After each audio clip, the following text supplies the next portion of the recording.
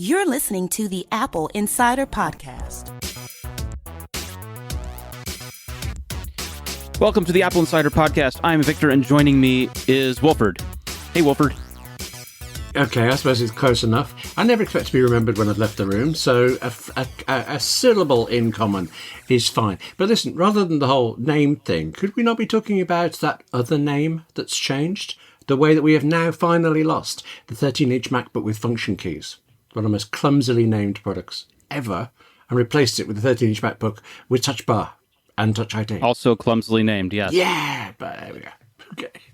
The 13-inch MacBook Pro with function keys, as it's called, or sometimes referred to as the MacBook Escape. Oh, yes. Oh, I'd forgotten I heard that, yes. Right, it's got a real escape key. It's the MacBook Escape, and also it escapes you from the nightmare of having to use Touch ID for people who are not fans of Touch ID. Now, there's this bubble, there's this insular community that believes that the Touch ID is not useful to anyone. Well, and it's hang on, true. Hang on. I think you probably mean the Touch Bar, because if you mean Touch ID, we're going to fight. I love Touch ID. Do you love it on your Mac, though? Do you use it a lot on your Mac? I've got a Mac Mini, so... Yeah, so you don't use it at all, therefore. No, Touch ID is great, and Touch ID on phones was good, and Touch ID on MacBooks was similarly useful for logging in and for Apple Pay for the occasions where you have a site where you can actually pay with Apple Pay.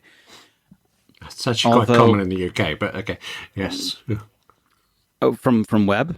Yeah, I mean, it could just be a fluke of which sites I happen to use, but I see it quite a lot. Okay, but so it was very useful for that. But you're saying, who needs it? Yes? Yeah, well, I'm saying that the Touch Bar, some people love it, some people don't. Many people who are very vocal do not. Some people, there's always people that you haven't talked to that do make use of a thing and are quiet about it because it's just there and they figure they're using it, right? Yeah, I happened to notice a friend using it a lot, and he had no idea that anybody wouldn't, so why would he have talked about it? Yeah. Exactly. But that has now gone away. If you needed real function keys, buy last year's model. Or MacBook Air. Yeah. Yeah, you could buy a MacBook Air. And the 13-inch MacBook Air is a pretty competent machine, although there is some question about its performance under single core because it's a 1.4 gigahertz processor. In fact, I've just, as you recall this, I've just written a comparison between the Air and the MacBook Pro, the 13-inch models of each. And on paper, the MacBook Pro wins everywhere, but the Air has a lot going for it, you know? Well, the Air has a lot going for it, especially in terms of size and weight. Now, the MacBook, especially the 13-inch, is no slouch in terms of weight. But if you were a fan of the 12-inch MacBook, which is now gone from the lineup, that you would be looking at the Air, probably. Yeah, I really miss the MacBook. I mean, I haven't got one. I didn't get one. It was the machine I was saving up to get. I had to get a Mini for work purposes, but the one I lusted after was a MacBook. And friends have them. I've used them. I think they're gorgeous, and they've gone away. Yeah. I'm genuinely upset, but there you go. I used to run into people in airports using them, and I asked them what they thought of it. Oh, this is my only machine. I love it. It's fantastic. And, they were buying them for all their employees. And if all you were doing was browsing and Office and stuff like that, then you were great. But if you were trying to do more significant things, you might run into trouble. You might benefit from and running into trouble is probably the wrong way of phrasing. You might benefit from a more powerful machine is a good way of thinking of it. I can tell you that a friend was writing a book in Microsoft Word on it, and she sent the book to her editor who's working on PCs, he or she, I don't know which, made some track changes and sent it back. And once she'd got it back, the MacBook was really struggling with it. But I blame Microsoft for whatever. Yeah, that's an Office problem. Yes, but you're saying it's good for using Office, and there was a case where it wasn't. So I'm never going to say it was a perfect machine, but what it did, I thought was great. Yeah. The reason why I never got one was because I was afraid that it would be underpowered for my needs. And I say that knowing that I bring 15-inch MacBook Pros to their knees as well. I'm pretty punishing on these things. But I do hope that we see its return in future years. My thought is that if the ARM-powered MacBook comes to be, if we get A-series processors for Macs, that it may be possible to have that form factor come back. I am actually genuinely crossing my fingers as you say that. Isn't that amazing that I care that much about a machine? I'm going to uncross the fingers and be more sensible now. But I still hope. Cross something else. We talk about security vulnerabilities from time to time on this show. And there is a video conferencing software. There is a video conferencing software called Zoom, which is very popular. And Zoom is popular because it does a number of things really well. They make it super easy to set up a video call, whether you're on mobile or on a computer. They make it super easy to get the video part going, and they do transcription of the audio after the fact. Why do I get the feeling there's a horrible but coming? Corporations love it. Users love it. Everyone loves it. Yeah, you're just building up to an even bigger but now, aren't you? Okay, give it to me. I know of it. I've never used it. I take it from the way you're saying it. There's a problem. Is it okay? Well, so Safari on Mac required an extra click-through to launch the Zoom application to establish the call. And Zoom decided that this was bad for their users. Okay. Why would Safari do such a thing that would possibly be bad for their users? Well, Safari was doing this by throwing up an interactive dialog box that says when a website attempts to launch an outside application. And they do this for security, right? Because you don't want websites randomly launching applications. That could be nefarious. That could be really bad, right? Okay, makes sense. Well, Zoom prides themselves on a streamlined user interface. One click to join video meetings. So they developed a workaround. Do you know what the workaround was? I cannot actually imagine how you do it. But okay, how did they do it? As a part of their application, they created a locally running web server. Oh, okay. Well, so they use WebKit in their own app. That they make their no, not WebKit. WebKit is a browser. That's a client. Apache or Nginx or something like that is the server, the thing that actually serves up web pages. Okay, so they put a local web server on the host machine that is remaining active even when Zoom is uninstalled, and it can actually reinstall the client app without user interaction, and their local web server grants webcam access. So with Zoom, what the deal was that they were running a local web server for the sole purpose of basically clicking OK to allow Safari to open another application, namely Zoom, and then auto-launch your camera for that, which defeats the point of the security of making the user click yes. Now, initially, like I said, Zoom's response was to say that they didn't do anything wrong. They said this is a workaround to a change introduced in Safari 12 that requires a user to confirm they want to start the Zoom client prior to joining every meeting. The local web server enables users to avoid this extra click before joining every meeting. We feel, Zoom, feels that this is a legitimate solution to a poor user experience problem, enabling our users to have faster one-click join meetings. So this was Zoom saying, we think we're fixing Safari's problem, that the security thing's a bad idea, and we're not going to change it. That position did not last very long because Zoom issued an update this morning, and the update this morning has release notes that say, first of all, remove local web server. We're discontinuing the use of the local web server on Mac devices. Following the update, the local web server will be completely removed from the Zoom installation, and they've added an option to uninstall Zoom.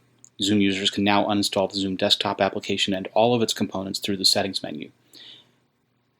Great. That should be the end, right? Well, it goes a little bit further than that because just after that happened, Apple pushed what I'm going to call the nuclear option, which is that Apple released a silent update for Mac users, removing the vulnerable component in Zoom. So Apple told TechCrunch that the update, which is released, removes the hidden web server, which Zoom quietly installed on users' Macs. doesn't require any interaction. Apple automatically deploys it and removes it automatically. So, first of all, Zoom said they weren't going to do it. Then Zoom went ahead and acquiesced and created a patch that fixed the problem. And then Apple, who considered this basically malware because it is breaking security, wiped it out for everyone already. That's some huge sweeping actions taking place in the space of about a day. The upshot here is that I think Apple should get points for being aware and maintaining security and responding so quickly. I think Zoom should be rightly humiliated for having their initial position be, we think we're doing the right thing. We're trying to overcome a workaround in Safari that they think is breaking experience. I mean, I understand wanting to have a one-click video conferencing solution. At the same time, there's a completely valid reason why we don't let local web server applications run and click OK to things without the user having interaction there. And while it's good that Zoom wrapped this up and that Apple wrapped it up for them as well, it's leads me to worry about what else could be out there or what other applications could be doing things that they think are in our favor but are in fact not. So I think the upshot we have to take away from this is to be careful what software we install and to continually look for security audits for it, which is a big stupid responsibility in 2019, but it's sort of where we've arrived at. That is, if you go ahead and do this, if you use Zoom at all, it can remotely automatically activate a Mac's webcam and connects to a meeting without user consent. And do you feel that's bad? Do you want your webcam remotely activated? I don't really fancy seeing people seeing me pick my nose in the middle of some big conference that I've never heard of. Although, frankly, if I've never heard of it, nice to make a splash. Okay. It seems quite obviously not good, and yet they did it. When Safari throws up security and says, don't do this specifically because this is a bad idea, working around it might not be advisable. Now, this is not just a Safari problem necessarily, although that's what the workaround was configured for. If you have Zoom on your Mac and you use Chrome or Firefox, you could still be vulnerable. Basically, you have to go ahead and in Zoom check a box labeled "Turn off my video when joining a meeting" in order to avoid having your webcam remotely activated all the time. Of course, that's not the default setting. The default setting is you want that your video is enabled because they want you participating in video chats. Sure, that makes sense. Okay. So basically, all of these things are bad. Burn it all down. Yeah, it does sound like the short-term solution is quit Zoom, find something else. What's the longer but you term? can't really do that because, like I said, a lot of corporations use this. And so, if you're working for a large corporation and all of your meetings are scheduled through Zoom, guess what you're using? What are your options in terms of video conferencing software? You can use Zoom. Mm-hmm. You can use Skype for Business, which is a disaster on wheels by itself. You can use Group FaceTime for 30-odd people. Yeah, right. What else you got? Click to Meeting. I've used that with video to me and audio from me backwards. I don't remember if there's a video both ways. Yeah, I don't know. That's all right. It's a limited set of solutions here, and this is not great. No. So let's change news to something optimistic. Excellent. What have you got? Well, we talk a lot about how Apple is focused on health. Yes. And of course, I'm focused on your health too. I hope that you're healthy. I worry a lot when I talk to you, but other than that, I think I'm fine. Yes. Well, one of the things that we know, at least in the U.S., is that health insurance companies are generally not great to deal with. Bureaucracy and interfaces and interactions designed to stymie rather than make things smooth. That trying to deal with insurance is generally an exercise in frustration. Okay, remember, I'm in Britain with the NHS, so for at least a few more weeks, I haven't got to worry about any of this stuff. Yay! So, yeah, what's this? For a few more weeks. Where is this? So, when does this turn optimistic? When's this good? Well, So there's a health insurance company in America called Anthem. Anthem has hired former Apple Vice President Ted Goldstein, who is now in charge of Anthem's AI and health data projects. This was reported by CNBC. And along with him, they've hired other machine learning researchers like Stefanos Giampanis, Apple's health Swaris Bakari, and Tony Trujillo-Vian, who was with Apple for 24 years. Barak Bakani, once an Apple operations specialist, has been brought on as user experience designer. And so what's happening here is that Anthem is trying to recruit Apple talent. Okay. Now that push comes from Anish Kumar, who's Anthem's vice president of commercial products, who spent 6 years as an Apple product manager in the 90s. And so it's not exactly certain what the impetus behind the hiring spree is, but Anthem projects, they're partnering with Doc.ai to detect allergy patterns. They're partnering with ActWise, a site for health plans to manage workers' benefits. And so typically health insurance is thought of as being old and stodgy and generally the people that make medicine more expensive. And so seeing a company appear forward-thinking and doing machine learning can be both a matter of them trying to predict things to make cost savings for the company, but also in terms of their user experience stuff, probably make things better for their customers. How many Apple people did you say? Sorry. So it's not... So I've named 1, 2, 3, 4, 5. I've named 6 so far. Right. So that doesn't sound like people who happened to work at Apple. That is a definite positive choice to find people who are. That's an effort. That is interesting. And that is optimistic. You're right. Thank you. Should we stop there? Is that where we should end?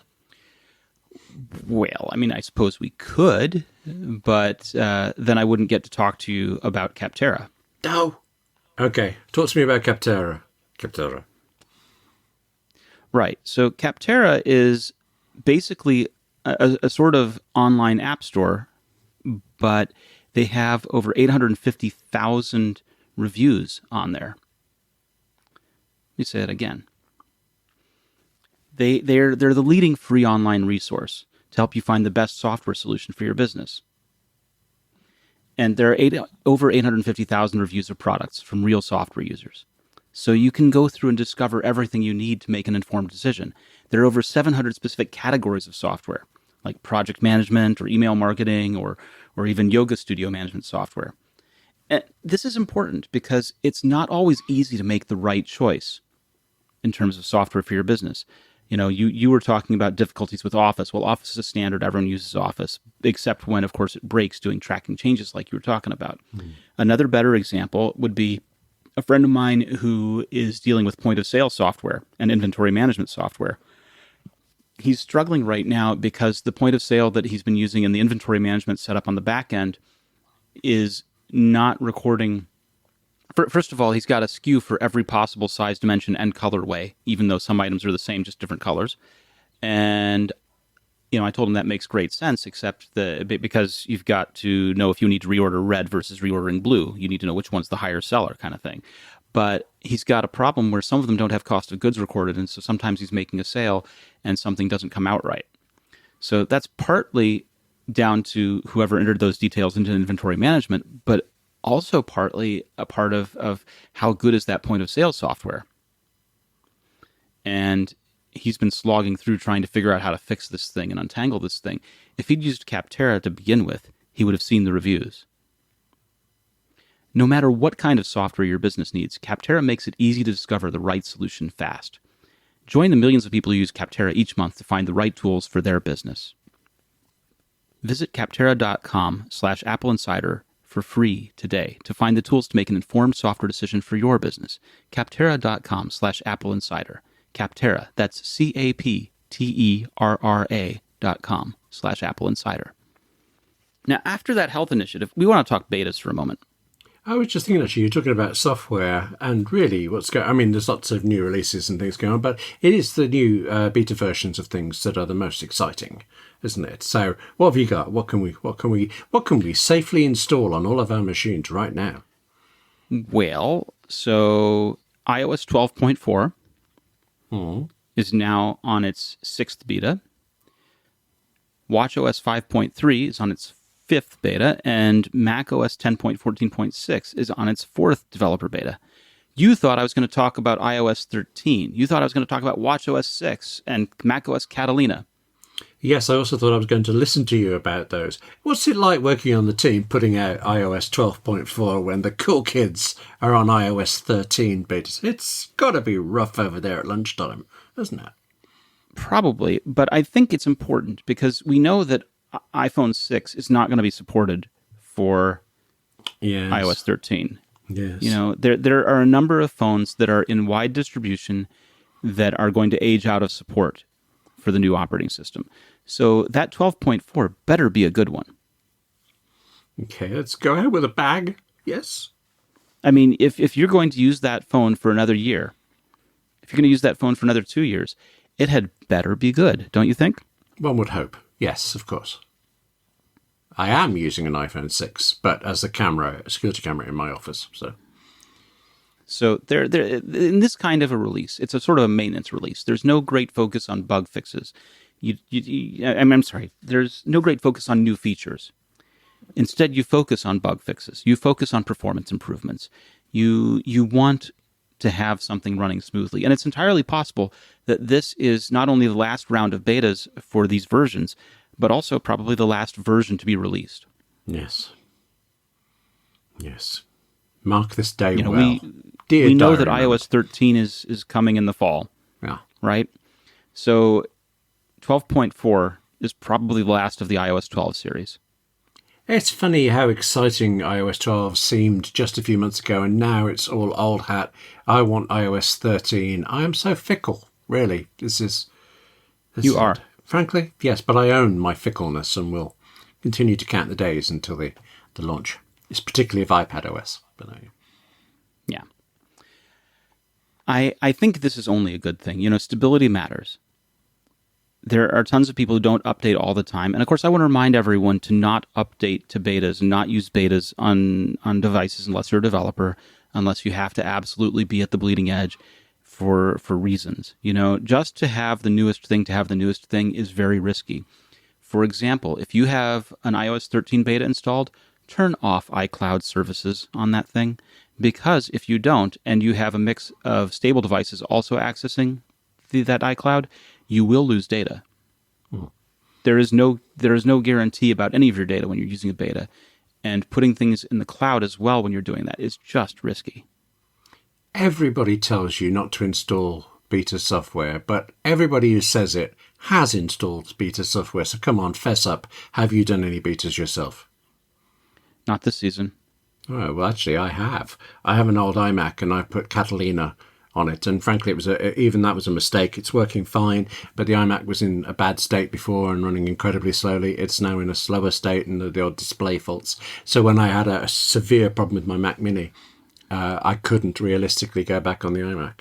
So nothing bricked, nothing broke, and it was still a problem. So I shouldn't have done it. Did you do that as an upgrade install, or did you format and install? Upgrade install, because there's still some stuff Yeah. on the iMac that I can't fit onto the Mac Mini yet. I would have said, if you were testing the beta to see how the beta goes on that machine, to probably try and do a clean install, because that will give you a better indication without having cruft. No, really what I should have done is just buy a new iMac and installed it on there. But for some strange reason, I can't imagine why, I just used what I thought was the spare in the corner of the office. I've got to say, actually, I mean, apart from this time when it didn't go right, the idea of having two Macs, it's expensive, but it's really useful. I've struggled while my Mac Mini's been away. So what you're saying is that the proper response to having a product that fails is to buy another one. Clearly. That seems like an interesting way to reward failure. It's the Windows response, I would have thought. There's a lot of history in that. You want to upgrade your software? Buy a new computer. That's how it I mean, it is works. the Android one. Your phone's not getting updates, buy a fresh one. But Do Android phones come with a sell-by date? That's what that sounds like. How would fit? Best before... very nearly. Okay. Very nearly. Yeah. All right. How do we get into I want to that? talk I'm sorry. streaming services for a moment. Yes. What's going on with Warner streaming? Media. Warner Media warned us on Tuesday that they're revealing a streaming service called HBO Max. Oh. And they're going to offer HBO shows, but they're going to try and offer more than just HBO. They're going to offer content from a variety of the Warner brands. So there's Warner Brothers, there's New Line, there's DC Entertainment, CNN, TNT, TBS, True TV, CW, all kinds of things fit in here. And including, of all things, Crunchyroll, which is a sort of anime streaming service already. Okay. So all of these things fit in there. Now, critically for some people,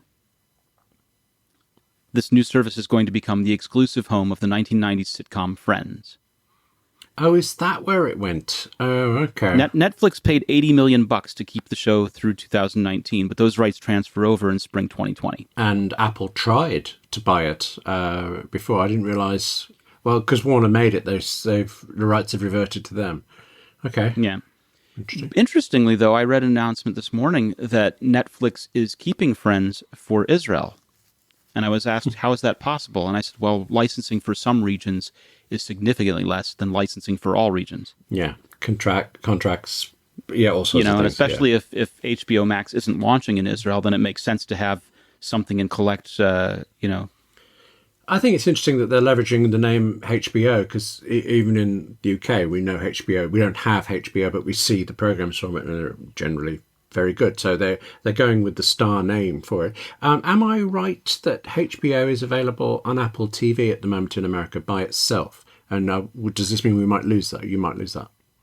Well, it is, but I don't know that we'll necessarily lose that. It's a good question. HBO Max is on there, and of course, Apple TV means a couple of things, right? If we say the HBO service is on Apple TV and you can subscribe to it through your Apple TV, that's one thing. To say, is it also in the TV app? Will it appear as a TV channel in the TV app? And currently the HP programming does. Right, so maybe that will change, but no. Actually, I should say, we've disagreed before about the TV app. I've loathed it, and you've been a fan. I have recently discovered that in the UK, it's far easier to watch ITV programs through Apple's TV app than it is through ITV's own Apple TV app, if you can follow all of these. See, now you're getting it. No, but it's still doing the thing of recommending the episode before last, so that bug is still there for me. Yeah. Well, keep trying. It's definitely much easier as an interface to navigate than trying to navigate whatever ITV have come up with this week. Okay. So this is going to be a weird set of competition starting in the spring, right? We've got the Apple TV channels, Apple TV Plus. We've got Netflix. Disney Plus is going to launch. And the question is Disney Plus going to eat up a lot of Netflix? There's Amazon Prime Video. There's Hulu. Yeah, Hulu. And now we're going to get this HBO thing in the mix. So the question is, which of these streaming services lives? Which ones die? Which ones become popular? Which ones become unpopular? And so... the answer's easy. Mentally, I've been setting up sort of a list of where I think things rank. There's no need. Hulu wins. What? Hulu is the best. Because Hulu... I'm sorry, I'm choking over here. Hulu has got Veronica Mars. What more could you possibly want? A good interface to access it? Okay. I have a US iTunes account, and I am putting gift card monies into it just on the hope that Hulu will release Veronica Mars onto iTunes US, because so far they don't have a UK distribution deal for it. My next alternative is fly to America to watch the show. So, I'm very pro Hulu at the moment. Why aren't you using a VPN? I don't have a Hulu subscription, I'm assuming. I can't get one. Netflix geolocks even through a VPN. Surely Hulu does as well. All of those things are exercises for another time to explore. I don't want to actively recommend that people defeat geolock, although I think that geographical restrictions are silly. Yeah, but they're there for reasons, so I understand. If you're paying the subscription, then you're paying the residuals to those people anyway. So there's no point in geolocking. I think it's a finer issue than that. And I have no problem with flying to America to watch a 6-part TV show. No problem with that at all.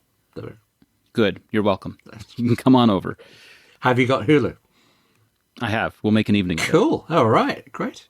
Make sure you're caught up with the previous seasons of Veronica Mars, because I don't want to be stopping in the ad breaks. Listen to me. I don't want to be stopping between episodes and explaining things.